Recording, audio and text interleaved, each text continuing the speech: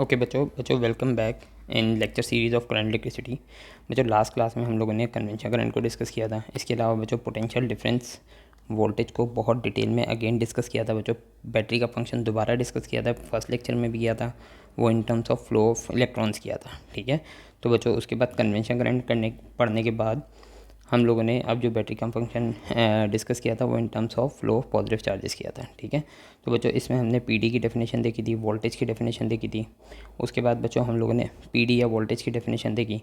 उसके उसके बच्चों यूनिट को डिस्कस किया था, डेफिनेशन ऑफ 1 वोल्ट, जिसका यूनिट क्या है बच्चों, वोल्ट। ठीक है, डेफिनेशन ऑफ 1 वोल्ट पीडी या वोल्टेज अक्रॉस द कंपोनेंट, ये क्या होता है बच्चों।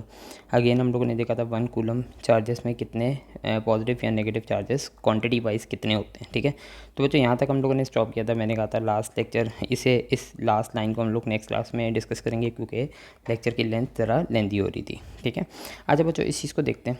तो बच्चों हम लोगों ने अच्छी तरह पीडी वोल्टेज इन सब को डिस्कस कर लिया था, इनकी डेफिनेशंस भी देखते हैं।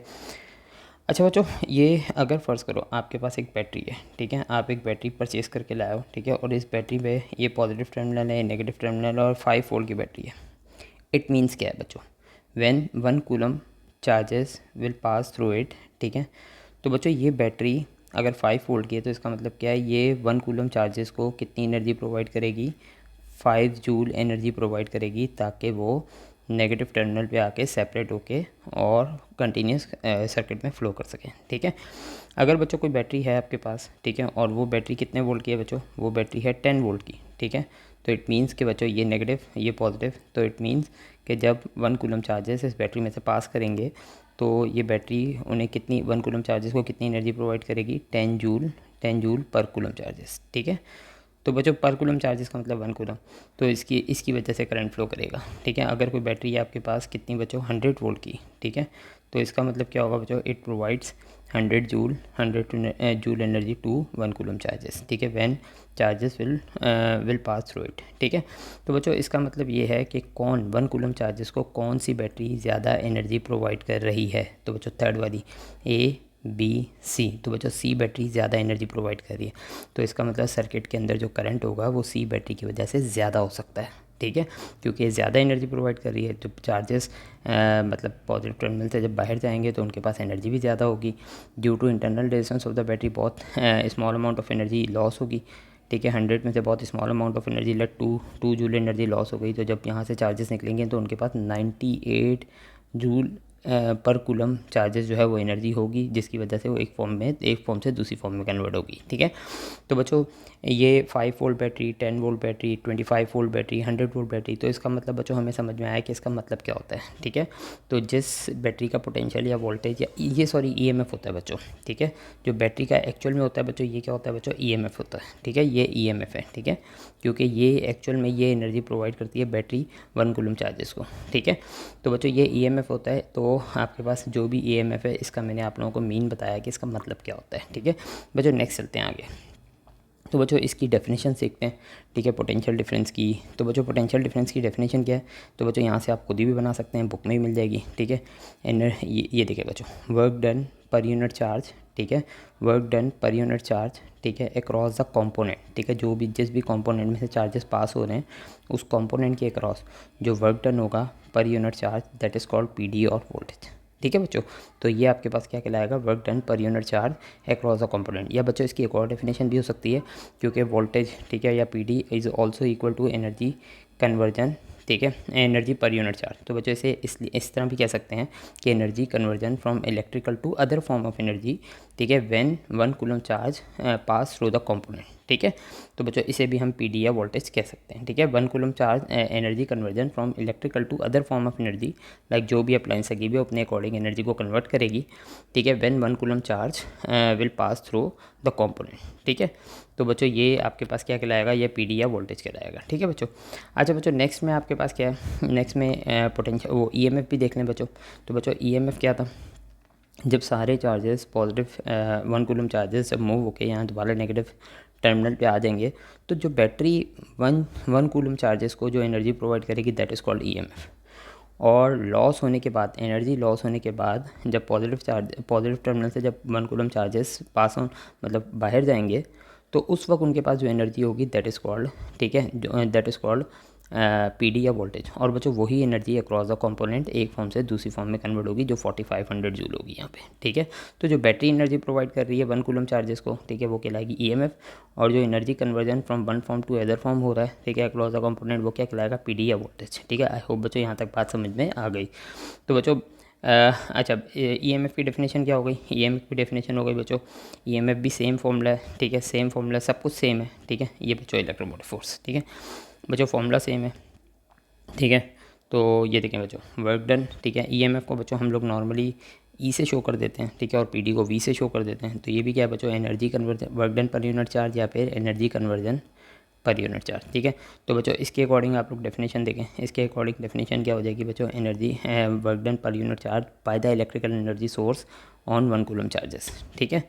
या यूँ कह लें कि बच्चों work done per unit charge by the electrical energy sources, बस इतनी सी बात है, ठीक है। तो बच्चों ये आपके पास क्या क्या कहलाएगा, work done per unit charge by the electrical energy source, it means battery is called EMF. तो बच्चों ईएमएफ का यूनिट भी क्या होगा बच्चों, ई इज इक्वल टू क्या होता है बच्चों, work done per unit charge, ठीक है। वर्क डन का यूनिट क्या होता है, जूल, और चार्ज का यूनिट क्या होता है, कूलम, ठीक है। तो बच्चों ये joule per coulomb it is also equal to JC-1 and this is equal to volt, ठीक है। तो बच्चों ईएमएफ और पोटेंशियल डिफरेंस या वोल्टेज का यूनिट सेम होता है, ठीक है, बट डेफिनेशन में थोड़ा सा डिफरेंस है। तो बच्चों यहाँ देखें, ये बताया हुआ है 2 वोल्ट बैटरी का क्या मतलब है, ठीक है, 5 वोल्ट बैटरी का क्या मतलब है, जो मैं आप लोगों को बता चुका हूँ, ठीक है बच्चों। आगे बढ़ते हैं बच्चों, ईएमएफ और पोटेंशियल डिफरेंस के बारे में कुछ और चीज़ें इंटरेस्टिंग जो हम लोगों ने देखनी है, और फिर इसके बाद इनकी मेजरिंग इंस्ट्रूमेंट्स पे आएंगे, ठीक है। अच्छा बच्चों देखें, अगर फ़र्ज़ करें बैटरी जब ख़राब हो जाती है ना बच्चों, जब बैटरी डेड हो जाती है, ठीक है, तो बच्चों उसके अंदर चार्जेस का स्टेटस ये होता है, ठीक है। सारे पॉजिटिव और नेगेटिव चार्जेस कहीं ख़त्म थोड़ी होते हैं, लॉस थोड़ी होते हैं, मर थोड़ी जाते हैं चार्जेस, लेकिन जितने भी पॉजिटिव और नेगेटिव चार्जेस हैं ना, वो इस मतलब इस जो पिक्चर है इसकी तरह स्कैटर्ड हो जाते हैं, इक्वली डिस्ट्रीब्यूट हो जाते हैं हर पोर्शन में बैटरी के, ठीक है। तो इसलिए ये इलेक्ट्रिक फील्ड प्रोड्यूस करने के काबिल नहीं होते, जिसकी वजह से करंट स्टॉप हो जाता है, ठीक है।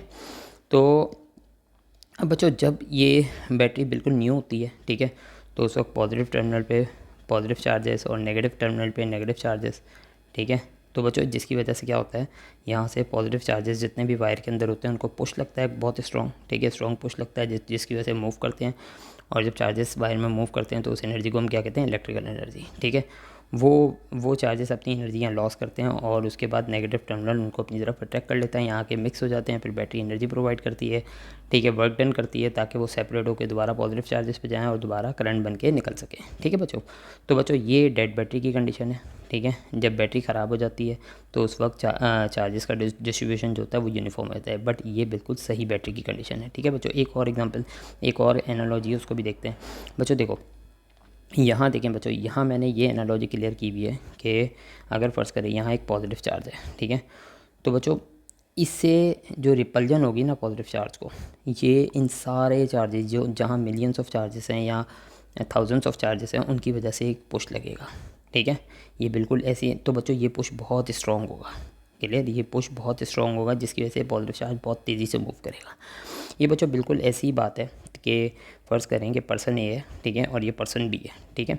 तो बच्चों पर्सन बी जो है पर्सन ए को पुश कर रहा है, तो बच्चों बहुत वीक पुश होगा, बट इन अदर केस, ठीक है, in the second case person A को ये तीन पर्सन जो है ये पुश कर रहे हैं, ठीक है।